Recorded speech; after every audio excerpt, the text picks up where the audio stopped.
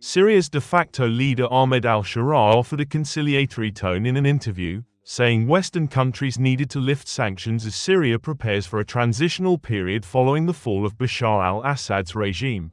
Sharaa, better known as Abu Muhammad al-Golani, leads the Islamist Hayat Tahrir al-Sham (HTS) group that swept Assad from power early this month, ending the family's 5-decade iron-fisted rule.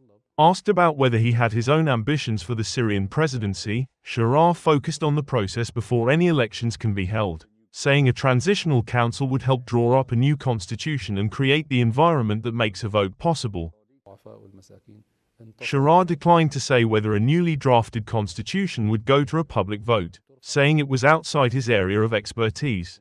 He said sanctions placed on Syria during Assad's rule no longer made any sense, and urged their lifting.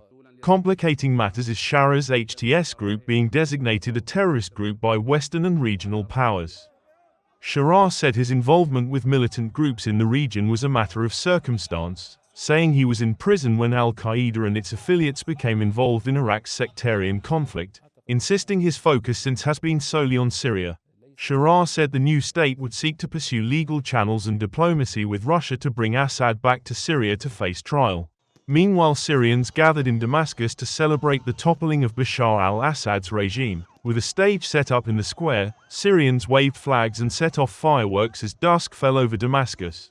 The mass celebration in Umayyad Square was called by Hayat Tahrir al-Sham (HTS), which head the new Syrian leadership. In a seismic moment for the Middle East, Syrian rebels seized control of Damascus on December 8, forcing Assad to flee after more than 13 years of civil war, ending his family's decades-long rule.